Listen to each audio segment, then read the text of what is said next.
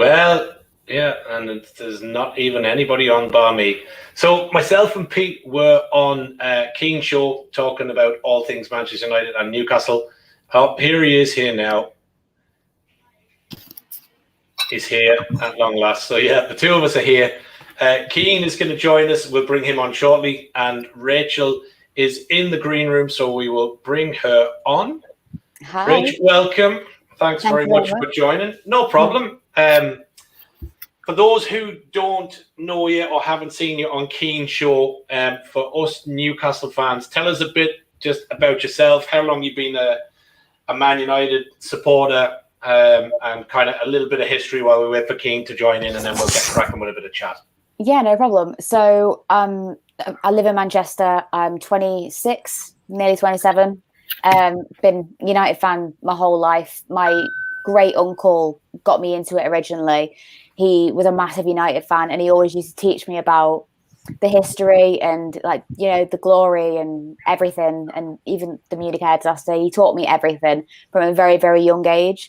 So when I kind of had the opportunity to, I was never really a girly girl back in the day. So when I had the opportunity to, you know, really, really get into football, I took it with both hands, 100%. So it's been my whole life. So yeah, and now I've finally got a season ticket. I've had it for 4 years now, and never getting it off me.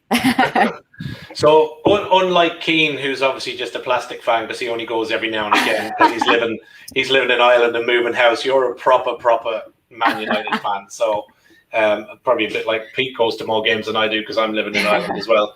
So obviously there's been quite a bit of transition, you know, from as a Newcastle fan looking at Man United.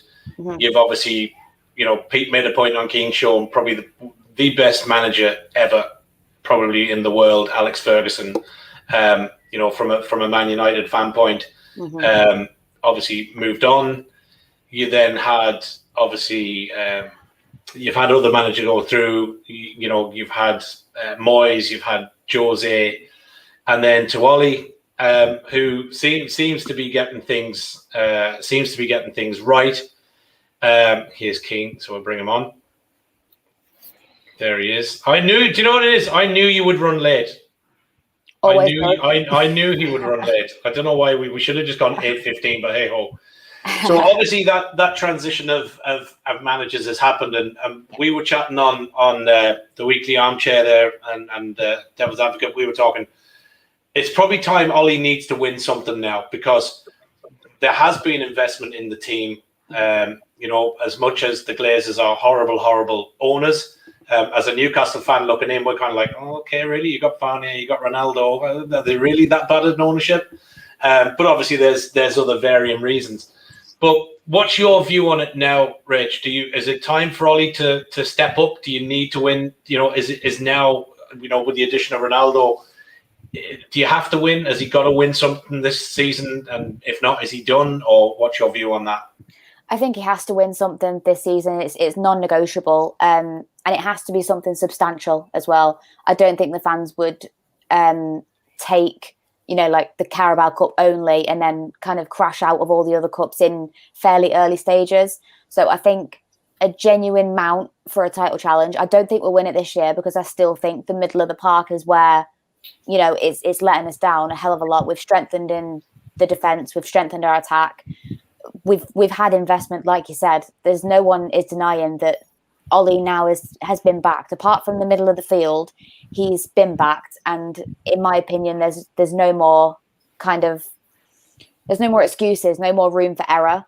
So I think we should have won that Europa League final quite comfortably. I think his in-game management unfortunately let us down on the night. Obviously, when you go to penalties, it's a throw of a dice, isn't it? When you go to penalties, I hate them. Always have, always will. But we should have won it in regulation time. But obviously, it didn't happen. We move on from it. But I've said this for a while. I feel like that final loss has hurt the team. Like, because you see how hurt the team were and how hurt Ollie was as well. So I feel like that may just light a fire in their bellies and kind of say, right, we've had the real lows of losing a major final. We're not going to do that again. The next time we're in a final, we're going to win it. So that's the kind of mentality I think that this team has at the moment. And obviously the addition of Ronaldo, it goes without saying, he's a winner. There's no doubt about it that he has that mentality that Manchester United need. We need that arrogance back, because when in the old times when people used to come to Old Trafford and it was a fortress and people used to be scared to play us. It's not like that anymore. But I think modern football has changed so much that you don't really fear opponents as much as you did back then. Like you would fear playing Arsenal, United. Nowadays, I feel like anyone can beat anyone on the day. It just takes the opposition to have an off day for someone to capitalise, like Norwich to win at Liverpool, or something crazy like that. So look, he's been back this year. We need to win something, and we need to really kind of bridge that gap between second and first. So I don't think we'll win it this year, but I would like us to at least be in the race until May time. Okay. April, maybe. Obviously, this is obviously a Newcastle channel, so you guys will get a little bit of stick while you're on here. I'm sure you're well used to it. So Yano, one of our regulars, says, having been one of the best clubs in the world, is it difficult to adjust to being the second best club in Manchester now? Keane. Well, look, this is what I'd say, right? Manchester City maybe, in the ascendancy in terms of winning league titles in the last couple of years, but they're still not a big club, and they're selling their tickets on voucher and they're looking for social media influencers, so their success will always be hollow in my eyes. Bring on the electric cars. They will crumble. When the electric cars come into force, that oil money, it is gone, and they will be back down in League Two where they belong. So, Yano, hopefully that answers the question. They're not bothered at all about it, so that's fine. Not bitter at all. It's hollow. It's hollow. Because they don't have a big fan base, it's hollow. Like, it's like even with Chelsea. Like, Chelsea are a big club. Like, they're probably borderline nearly the biggest club in London at the moment. But their success is hollow, as the United song goes. Like, I think when you look at clubs like Chelsea and Manchester City, I think they're not traditional clubs really, and their success will always be hollow because the size of their club and their traditions aren't as big as like a Man United, a Liverpool, Arsenal. Though these like the clubs who've been there, done it, and worn the t-shirt really. So yeah, Manchester City, yes, they've had this period now in the last 12 years that they've won trophies, but like when you really break it down, are they really ever going to be a big club? Like they've got Pep Guardiola in. And they still can't fill their stadium. Do you know what I mean? Like they can't fill their stadium. They're selling their tickets on voucher.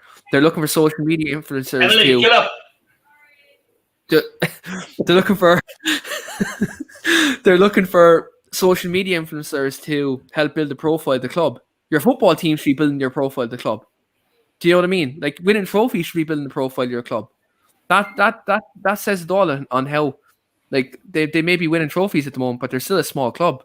And how can they ever become that big club, even regardless of winning trophies and having the so-called best manager in the world at the football club, and they're still not able to fill their stadium? They're not even on European nights. They're not filling their stadium or anything like that. So for me, like their success will always be hollow in my eyes, and they're still the smallest club in Manchester. Great. Obviously, I'm not sure if Pete is on the banners here, but obviously this fellow came back, and I know over the last week, as I do follow Keane, I'd follow both of you, obviously, but Keane has had a bit of a love fest over the last week or so. And we were we did touch base on the show with Keane. So just from a Man United fan perspective, obviously as Newcastle fans, I kind of said as I was jumping off your show, I hope Ronaldo's return is a bit like when Andy Carroll came back to us, that he doesn't really do anything and certainly doesn't score any goals against us at the weekend. But obviously to see him come back when that deal went through. Keane, you were talking about where you were. You can remember where you were. What happened, what was said, the deal done. So, from Rachel, from your point, and then into you, Keane, what was that moment like? Obviously, hearing he might be going to City, but then all of a sudden it's a done deal and he's back in a red jersey. What does that mean? I mean, I had 2 bottles ready, one of vodka and one of Prosecco. Can you guess which one I popped? Literally, I was literally ready to just have that bottle of vodka, hearing he might be going to City. Like, come on. Like, that hurt. Like, especially for someone, that's obviously so invested in Manchester United. Like, this club is literally everything to me. And then, like it is to you guys, obviously not United, obviously Newcastle is life to you guys. To hear that he could be going to your local rivals it was heartbreaking. But deep down in my gut, I didn't believe it. I kind of knew that. That's why, you saw these people putting stuff on social media like, oh, Messi's clear and Ronaldo's shite and stuff like that. I wasn't hopping on that train, at least not at that moment in time, until anything was confirmed, because deep down, I knew that he wouldn't do it. I thought loyalty in football it's not really there anymore, but he's a legend at our club, and he still is. And every time he came back, even with oppositions, we sang his name. And that just shows as a testament how much we love him as a fan base and how much we love him in the football club. So, yeah, it was hard to hear that he could be going to City, but I don't think in my heart of hearts that I actually fully believed that it would ever happen. Okay. So, Keane, what is he, from a Man United team perspective, again, we were talking prior, and we'll kind of get to predictions for the weekend and possible formations. I mean, we kind of know what Newcastle's are. It'll be one up front and 11, the other 10 behind the ball. So we'll obviously come to Old Trafford and probably park the bus. But what is he? What does Ronaldo's addition? What's it going to add to United? I mean, is it the missing piece that gets you that trophy, or is there still another piece that's needed to bring back a bit of silverware to Old Trafford? I think a lot of Manchester United fans would say that defensive midfield position is definitely the one position that really is that final piece, the jigsaw. But I spoke about on my channel earlier on, like in terms of what Ronaldo could be. Like, I look at this situation Ronaldo signed kind of similar to when we signed Van Persie. Like, when we signed Van Persie in 2012-13, United were crying out for a holding midfielder then, because Scholes was retiring, Carrick was towards the end of his time at United. Behind that, you had an aging Ryan Giggs, you had, Tom Cleverley, Anderson. Like, we didn't have great options there in the holding midfield positions. And now we've better options. Like, we've McTominay, we've Nemanja Matic, we have, Fred, we have players who can play kind of in them midfield positions. But when a signing like Cristiano Ronaldo comes along and you have a chance to sign him, you go all out. You have to get him, because he's that marksman who is going to get you goals. Now, I think, is he going to be a difference between us winning the league this year? It kind of depends on how our rivals play this year. I think a lot hinges on if Lukaku hits form for Chelsea. I think Chelsea could be, a force to be reckoned with this year under Thomas Tuchel. I think Manchester City, the fact they haven't signed a number 9, that could hinder him. So it really could. I think Jack Grealish for 100 million is still a good sign. He's a very talented player, but like, not replacing Aguero could prove detrimental to him. But at the same time, De Bruyne and Phil Foden have to come back. So it remains to be seen if they can hit full form, full fitness. City could be a force to be reckoned with. Liverpool, I don't think they'll be anywhere near the title this year, if I be honest. I think, yes, Van Dijk is back, but if you look at their squad depth, 1 or 2 injuries, Liverpool, as we've seen last season, it's all tears over Merseyside, So, like, for me, I look at this as a kind of a top 3 battle where it's going to be City, United, Chelsea, whatever order you want to put it in. If Bruno Fernandes and Paul Pogba can stay fit and stay on form and supply Cristiano Ronaldo with chances that Martial wasn't putting away last year, Rashford at stages wasn't putting away last year, then we can most definitely win a trophy, without a doubt. Whether that's the league, whether it's the FA Cup, Carabao Cup, or even dare to say Champions League, I think a trophy is most definitely achievable. But as Rach touched on earlier, like, I think when you look at United's ambitions this year, one trophy minimum. But in the rest of the competitions, we have to be competing. It can't just be win the FA Cup at the end of the season, but we're knocked out at the last 16 of the Champions League, or we got knocked out at the 4th or 5th round of the League Cup. We have to be thereabouts for every single trophy this season. And even if it means in the league, in the title race this year, we're there end of April, early May, and we're there to run it. That proves progress on the Solskjaer, because last season, yes, we were top of the league in January, but as soon as people said we're in a title race, we were out of it straight away. Like literally straight away, within 2 weeks. City were like 8 points clear. Yeah, like look, we were saying 21 is coming in 21 and 21. Everyone was saying that crack. It was a good buzz for 2 weeks, but like when you're really deep at, like, you have to say, as soon as we were in a title race, we were out of it last season. As soon as title talk ramped up, that was it. We were out of it within 2 weeks.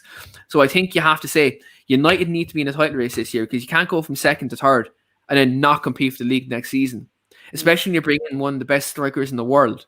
Especially when you're bringing a world-class defender like Rafael Varane. Especially bringing a promising young winger like Jadon Sancho.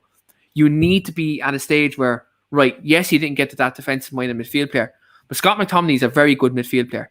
He's a very, very good midfield player, and he's getting better every season. Donny van de Beek is a player who has been utilised. He's a very good player, but can he play number 6? I don't think so. I think he's more of a kind of an attacking midfield player. But you have players there who can definitely can be used and definitely can contribute.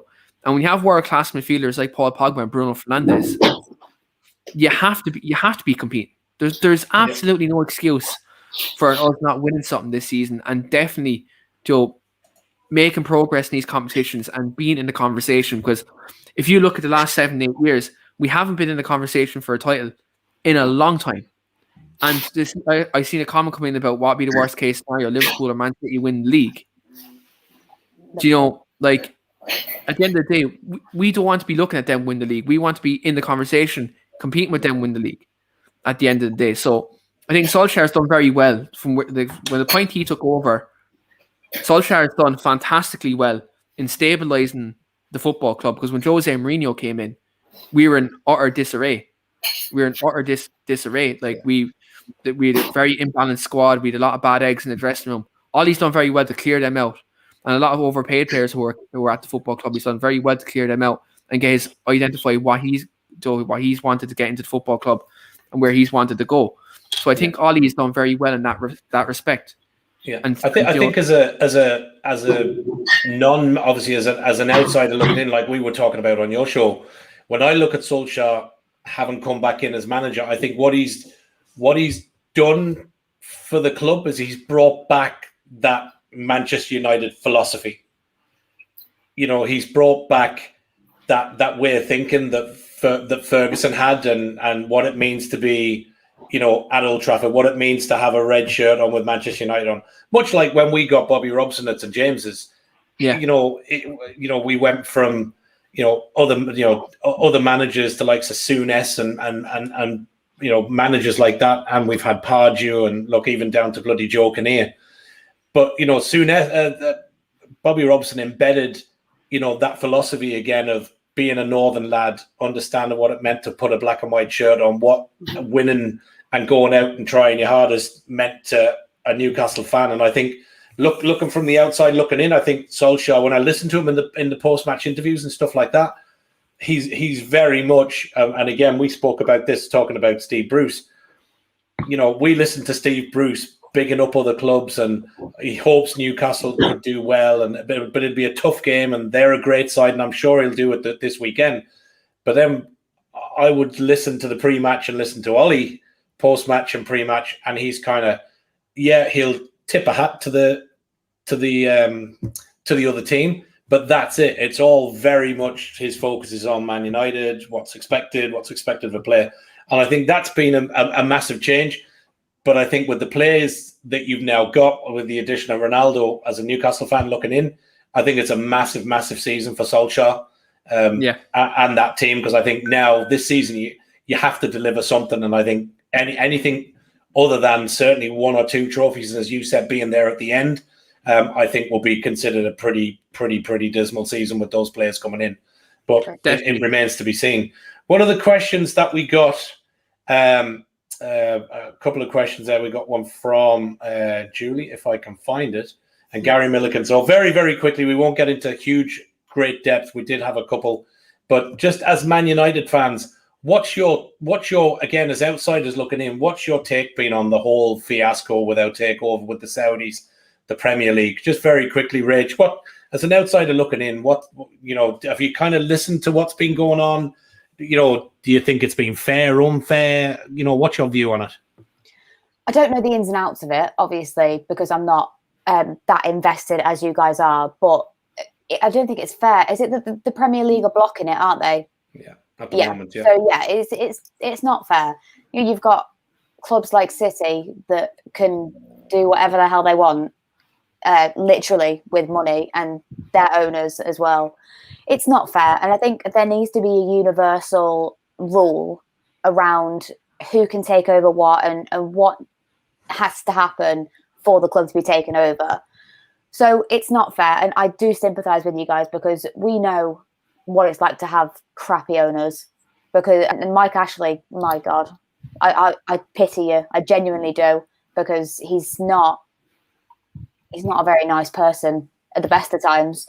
So I do pity you. I think there does need to be some reform over the rules and what's fair and what's not, so you guys can get what you want at the end of the day, or what you need. It's not even what you want anymore. It's genuinely, from an outside looking in, it is what you need, because he's like a leech. It's like the Glazers. They're literally like leeches, but it's what you guys need going forward. And there needs to be some sort of reform and some, universal fairness to the league. Because it's like they look up on the top, the traditional big six, but they don't really give a shit about the ones that are kind of at the bottom and the ones, no offense, didn't mean that, the ones that are kind of like towards the lower end of the table. And yeah, no, look, I think it's a fair point. And look, you'll get Newcastle fans on this chat, and I'm sure Pete and Keane will add to this.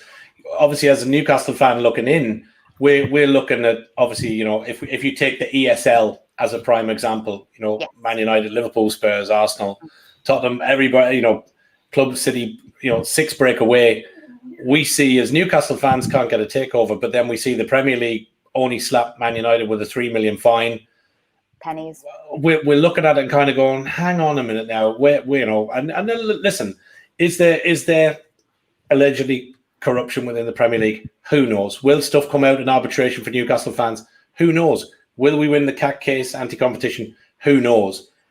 But there's a lot that's gone wrong for Newcastle in this attempted takeover. And, as Pete said, and Pete, maybe you pick up on this, I think we're just a massively disillusioned fan base that feels they've been wronged by the Premier League. We've kind of had our dream takeover of, I suppose, of biblical proportions, money-wise, held up for unknown reasons with very poor communication from the ownership, from, the Premier League.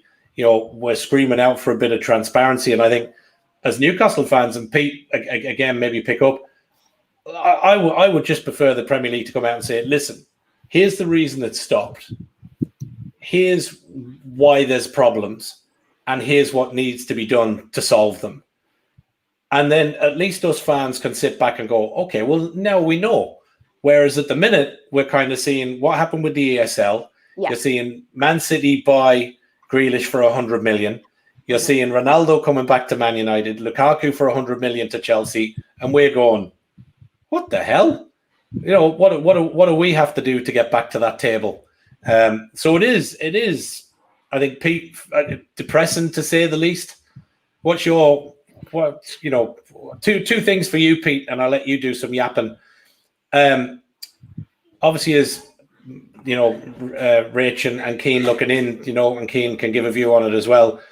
Obviously, as Newcastle fans, Pete, we said it's quite depressing looking at the other clubs, going ahead and still steaming ahead while we're still struggling. But from a Man U perspective, Pete, where do you think, you were chatting before on Keane's about the addition of Ronaldo? Do you think that galvanizes them for this season? And we've got some people here, Daz, is saying possibly 2-0. We've got somebody else that said they think it could be 7.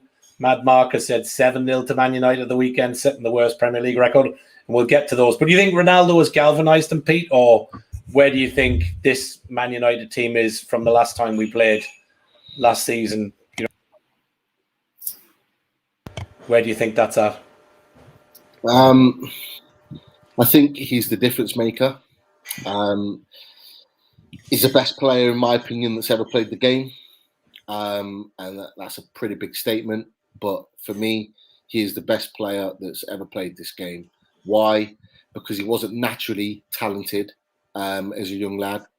He's worked harder than any player that's played this game to develop the talent that he's had over the years. He is the most determined. He's the most motivated player that I've ever seen play. And that's why I idolise him. That's why I idolise Cristiano Ronaldo. And I feel, if he plays on Saturday, I feel actually quite lucky that I've got a ticket to go and sit in the away gate, the away end, and actually watch him.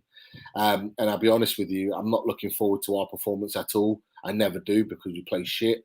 But I'm actually looking forward to watching Ronaldo play in England in a Man United shirt again. Because he is one of the, if not, in my opinion, the greatest players to play the game. And that doesn't come around very often. So I feel privileged to be able to be in the position to actually watch him play live, watch his movement, watch his ability to motivate and lead the players, because he's done that for years. And I think that's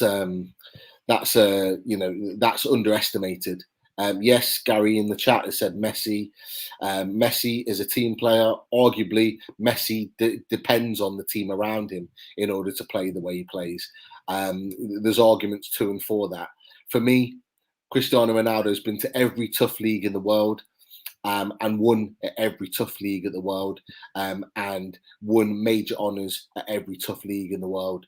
You know, being at Barcelona and staying at Barcelona and staying in his comfort zone, and then going to the oiled machine that is PSG, that can just buy whoever they want in a league that's not very competitive, for me is not the best move. And I think it's an easy move. And I think it's a step down, and I think it's a cheap move, in my opinion. And I don't think he's going to prove himself. He may win a trophy, he may even win a Champions League, but he didn't prove anything, because he's surrounded by players that are heavily financed. And us as Newcastle fans don't like the fact that they're heavily financed, because they're Qatari-owned club. And Qatari-owned club that have links to BN Sports, who BN Sports are the ones that are helping deniers of our own takeover. So why would I not disagree with Messi going to PSG? But anyway, going back to Ronaldo, he's going to make the difference. And I said to Keane on his show before we came on, in that, Keane made a good point in terms of, he thought, he's not going to make the difference against the lower teams, against the Norwich, against the Brentfords, against the Palace, and against those teams. But I argued that. I actually felt that he is going to make the difference in that you're looking at Man United's performances of previous years, in that you've dropped points against those teams. You go back to Crystal Palace at home last season. You go back to Southampton this season, for example. You go back a couple of years, Wolves at home, you go back to Villa at home, all these games that Man United have got points against, whereas, last season they were on a fantastic run, matching Man City toe for toe, and then all of a sudden they slip up against teams that they probably shouldn't have, and then they drop out the title race. Cristiano Ronaldo would ensure that those games are not close. He will ensure that those games against the middle and bottom teams are a banker, and that's what he's done for his career. Yes, he might have scored 2 or 3 goals against these teams, but he ensures that these teams are not in a contest whatsoever. And it's those kind of results that make the difference. Can Ronaldo produce the big moments?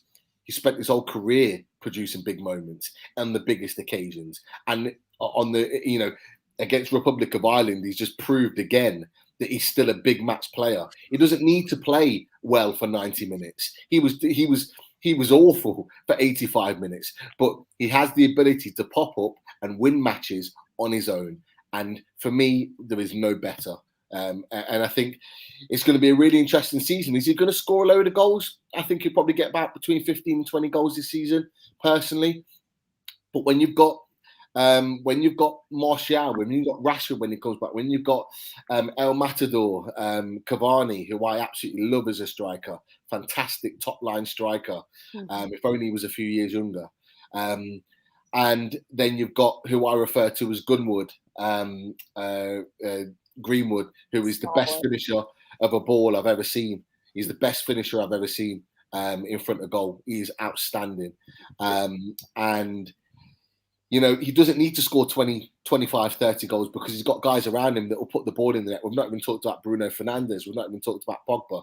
They are going to, you know, destroy teams this season. And that's what makes me even more pessimistic about the result on Saturday.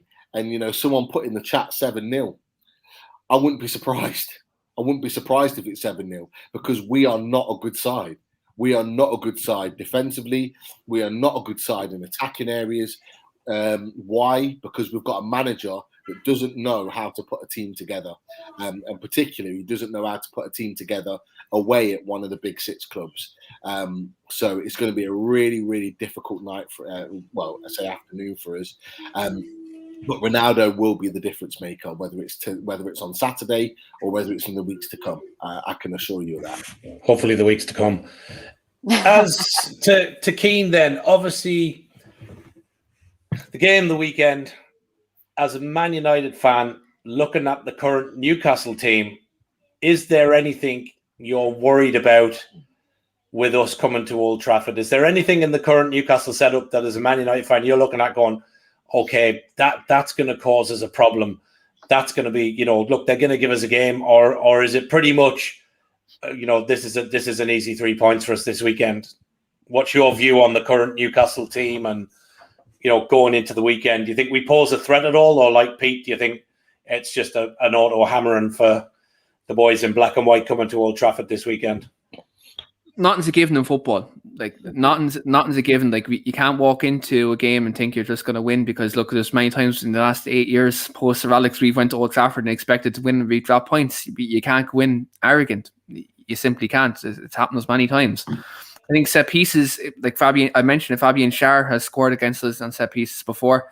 He has set piece threat. He's a good defender. Like look, Alan St. Maximin's a very good player. I mentioned on my show that him and Wan-Bissaka, I think that's going to be a battle. I think that'll be an interesting battle to watch this weekend. I think 1v1, that like St. Maximin won't give up. Do you know, he will keep trying to go at him. So I think that's obviously a threat. If Callum Wilson was fit, obviously he's a shooter in the box. He gets goals. He'd be a threat. One thing I would like to say, though, I said on my own channel, I'm delighted Matty Longstaff has gone to Aberdeen on loan because he only has 3 Newcastle goals and 2 of them are against Man United. So I'm absolutely delighted Matty Longstaff is gone to Aberdeen because that little fucker, I will never forget that. I will I will never ever forget that. I just remember watching it, like watching him strike it, and I was like, "This is going in." I just know it, and I'm delighted he's no longer. From our perspective, it's the Matty and Sean Longstaff is just another situation for us of the mismanagement of players. Because again, and you know, anybody that watches our channel here will know, I don't necessarily subscribe to that. Well, they should be in the team and they should start because they're Geordies. You've got to earn your place in that black and white shirt, and when you get it, you've got, you know, like Man United, you've got to earn that shirt, and then you have to keep it. And for me, they've never quite done enough. But, you know, we extended people's contracts. We extended Matty's contract and we shipped him out to Aberdeen. But there's obviously been a lot going on in our club behind the scenes with Bruce and with players and with contracts. You know, we've extended Dwight Gale's contract. We've done all these things where you're looking, you know, we've played 3 games this season. We extended Dwight Gale's contract and, you know, probably the most natural finisher outside of Wilson, with Wilson being injured, probably the most natural finisher, you know, not a top Premier League striker, you know, a good championship striker, but can still finish a ball. 2 great goals in pre-season against Norwich. Extend his contract, we don't play him. You know, we extend Matty Longstaff, he can't even get in, you know, sits on the bench most of last season. So there's a you know, part of the Bruce thing, and you know, somebody put up you know, one of the questions there was, you know, would you guys take Steve Bruce to manage at Old Trafford at some point? And I'm probably sure the answer is no without even asking you. But it's that mismanagement of players and mismanagement of setup known, from our perspective, getting to the weekend, we probably know, and Pete, correct me if I'm wrong, we probably know it's going to be 5 at the back. We know it's probably going to be either Richie or Lewis or, Dummett possibly, in the wing back positions that we're looking to counter attack and get forward. But we also know that, and Keane, I said this on your channel, if Ollie does his homework, he's probably going to know that when he, as you said, if he nullifies ASM and he can get down those wings, the chances are with the attacking potential that Man United have, as Pete said, worrying about a heavy infliction of score, I have the same worry because I don't see how we're going to be able to keep your attack with the likes of Fernandes pinging balls around. I mean, we give penalties away to beat the bandwagon. So, I mean, if ever Bruno was going to, increase his penalty stake, if he is going to be the taker instead of Ronaldo, it's probably this weekend. But other than kind of ASM, is there anything, Rach, for you? Is there anything from Newcastle's perspective you kind of go, okay, that's a worry, or are you fairly confident for this weekend? I think when you get complacent in football, that's when your downfall is due to you, as well as the opposition as well, taking advantage of that. So I've always been a big admirer of Alan St. Maximin. I quite like him. I think he's a very, very good player. I think he has a lot of potential as well to maybe move to, I wouldn't exactly say like a big 6 club, maybe like, I know they are big 6, but they're not, like Arsenal or Everton or somewhere like that. Too good for Arsenal. He's too good for Arsenal. Yeah, but maybe, yeah. Well, now at the minute, yeah, 100%. I think Leicester City be a great move for him. If he ever move, I think that'd be a great club for him to go to. But we're not trying to take your players or anything. But I think he's a very, very good player, and he always looks quite dangerous. I always admire the way he plays his game. So St. Maximin for sure. I also agree with Keane. I'm so glad that Longstaff boy is nowhere near the team at the moment. I can't take any more of that. But I think complacency could be our downfall. We saw it last season with Sheffield United when they came to Old Trafford and they beat us. So it was complacency is everything. So yeah, we just need to stay switched on and find the little passes over this 10-man brick wall that you guys are planning on putting out. So, we will definitely do that. Yeah, can't wait for that. Love those games. Formation wise, now I grabbed this just on the offline there, but is that what do you expect your formation and your lineup to be? That's a possible one. Do you think that's close to what that's going to be for the weekend, or? I think with McTominay, I think he's just back from surgery. Now, obviously, with the Fred COVID-19 situation, I'd like to think Ollie wouldn't rush back McTominay. I think that's pretty much what we're going to see, not unless Nemanja Matic, I think, slots in for McTominay. Now, a lot of Man United social media fans would say that Donny van de Beek should be playing number 6. I do not get that. He's a number 10 or a number 8. He's not a traditional holding midfield player. But if, as Callum said in my show, if there is ever a weekend for maybe to try Donny in a 6, could be in a game where, if Newcastle are sitting back, you play 3 attacking midfielders in, so Van de Beek, Fernandes and Pogba. But I think that's the most likely lineup we have there. Just I think McTominay will probably be on the bench and Nemanja Matic will be sitting and Bruno and Pogba be more advanced in midfield. But yeah, that front 3 as well. That's expected as well. And look, the back 5 with De Gea and goal. I know Henderson's back, but I think De Gea's been doing quite well since the start of the season. It wouldn't be fair to drop him. And look, when you have Varane and Maguire at the back, it's quite solid. Obviously, Wan-Bissaka can get better as time goes on. But look, when you have Roberto Carlos left back, you're just cooking, aren't you? Rich, what's your view? Do you agree with Keane? Do you think that's pretty much, other than the McTominay piece, do you think you're kind of there or thereabouts with that? Yeah, I agree with him in regards to McTominay. I don't think he'll rush him back because he is only just back this week from injury. And it seemed like, obviously, he had to have surgery, so it seemed like a bad injury. I do think it would Matic, although really hope it's not, but I do think it will be Matic. Back four, yep, I agree. And the front, you got Greenwood on the left. Don't like that. But yeah, I think it's there or thereabouts. I think Sancho would probably be on the left, and then Greenwood would go on the right, and then Ronaldo up top. Yeah, because Greenwood on the left, he's not very effective in the left. He's more either up top or from the right. Okay. Pete, obviously, from our perspective, Steve's been on holiday. We've obviously, we've played 3 so far, 2 losses and a draw, 1 point on the board. Steve, instead of working with the players and sorting out the team and worrying about heading back to Old Trafford, his old stamping ground and formations, he jetted off on EasyJet and went and had a few days in Portugal to top up the tan. What do you think Bruce is going to do for us on going down to Old Trafford on Saturday? Is it going to be same old, rinse and repeat, mate? He's going to do nothing because that's what he's good at. That's what he's good at, doing nothing. He's not a good manager. He's not a Premier League manager. I'd even question whether he's a Championship manager.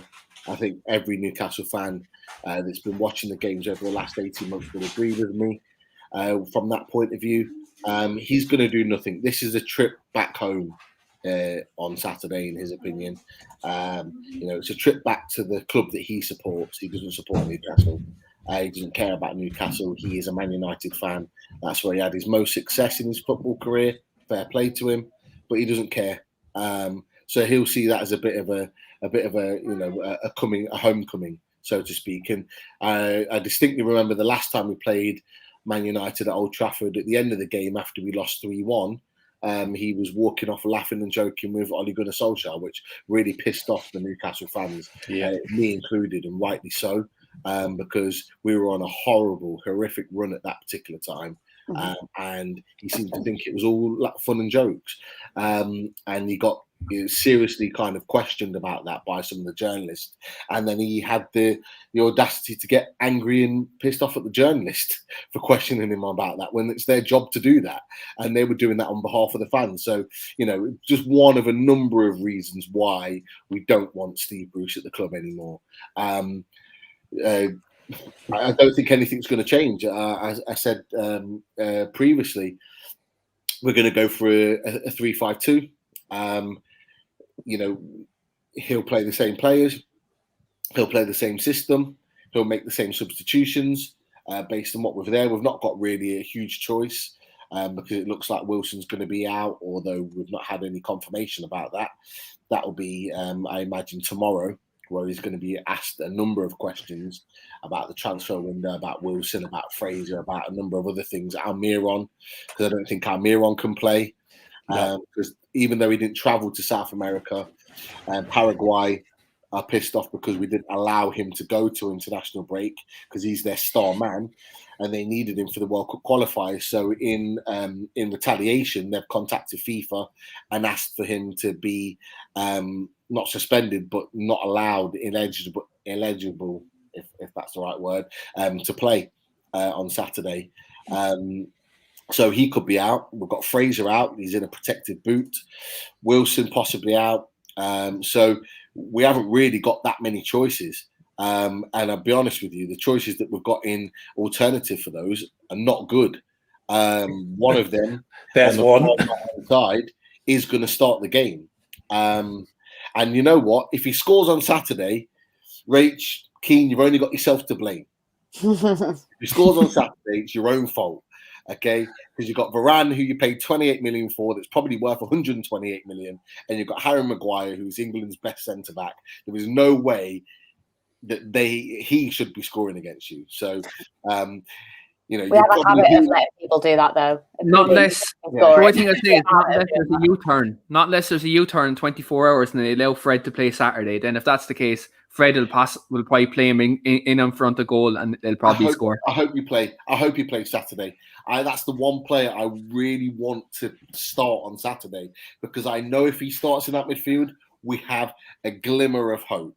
Now I was one of his kind of biggest advocates when he first signed. So I know Man City tried to sign him, and he's a talented boy. When he had massive potential when he came over, but he just came over at a transition point in Man United where it just wasn't the right time. He did perform well last season and the season before that, but this season he started horrendously, and I think I think the rest of the squad has probably outgrown him a little bit now with how you've developed. And I think maybe he's going to struggle to get back in because McTominay is definitely your first choice. But please, please, please, we need all the help we can get. Please, pray for Fred. Let's get that going. Pray for Fred. Let's get that. Let's tweet that. Yeah, I have a movement going at the moment. It's called the ABF movement. The usual movement is ABUs. Everyone says anyone but United, but I've rephrased it. It's the ABF. Anyone but Fred.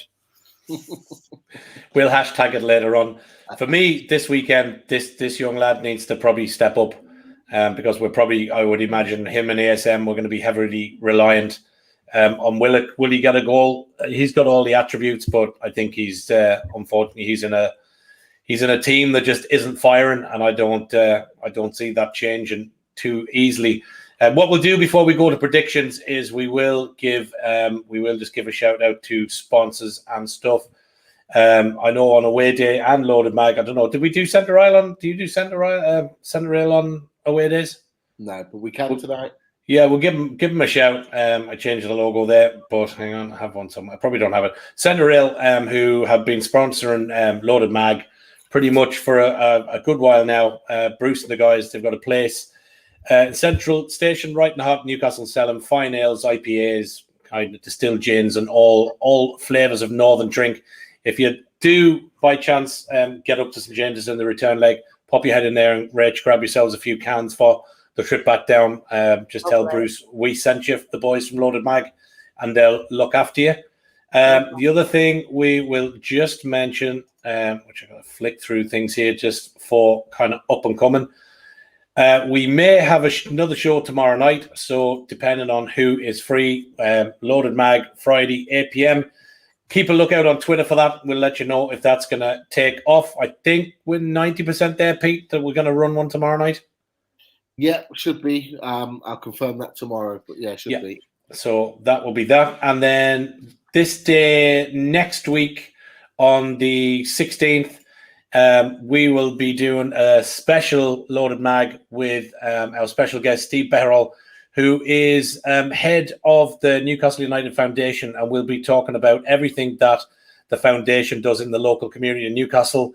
Its work with kids, and also a good chunk of the show will be devoted to the current work with Murray House. So Murray House is literally about a 10-minute walk from St James's Park, massive redevelopment, and Steve is kind of in the prime of getting that all ready to be redeveloped and reopened up early next year. And also the foundation have huge links in with the Newcastle United women's team. So we're going to start to talk up the women's game, and certainly at the moment they're better to watch than the men's team is. So we're going to have a bit of chat that. So if you're around on the 16th, 8 o'clock on the 16th, join us for a chat with Steve. So the weekend, as it stands, the Reds versus the Black and Whites. Keane, let's start with you. Predictions. I'm going to go 3-0 United. I'm going to go Cristiano Ronaldo to get a brace on his return. And then I'm going to go Bruno Fernandes to get on the score sheet as well. Okay. Rachel? I'm going to go 4-0. Be optimistic. Sorry. Apologies. I'm going to go Greenwood for two of them, Ronaldo and Pogba. Okay. Yeah. Pete? Realistically, I think it could be about 5-0. I think I said 4-0 on Keane's show. I think it could be about 5-0. However, if Fred plays, I think it'll be 4-1. Fred own goal. Fred own goal. Yeah, pray for Fred. Hopefully he starts and we're in with a chance. So yeah, if not pray for Fred, pray for Matic. He Let's get him in. idea. His second best outcome. Get Matic in the team. We've got a glimmer of hope. So yeah, if either one of them play in midfield or start on Saturday, I think we may get a goal, and it'll be one of them that will score the goal, which says everything about us as a club at the moment. But yeah, I think we'll get spanked. I think Ronaldo will score. I think Fernandes will score. I think Greenwood will get a couple. I think it'll be a rout. And for me, in the away end, it's not going to be a pleasant day, but I'm going to make sure everything around that 90 minutes is very enjoyable on Saturday to make up for it. There you go. Yeah, I have to agree with Pete. Unfortunately, I think, and I'm kind of siding with Rich's prediction. I think if it's going to be 4, probably certainly 3-4. I think if we survive 5 minutes without conceding, I'd probably be happy. But I think once the first goal goes in, I think you will very, very quickly see Newcastle United players' heads go down rapidly, and you will see our pretty much useless manager pacing the sideline box, hoping to head off wherever he does in Cheshire and buy himself a nice kebab after the 90 minutes. So I think 4, but it could be an absolute horror show. So yeah, unfortunately, we'll just have a few drinks and watch for the score. Pete will be down there enjoying it, or not enjoying it, as the case may be. And I'm sure, obviously, Keane and Rach, you will enjoy it regardless, as you put us to the sword, probably. Fingers crossed. And that's it, folks. So we've just kind of short of the hour. We were late running. Pete's Sorry had a about long day. No, that's grand. And I did duck out. So we will leave it there.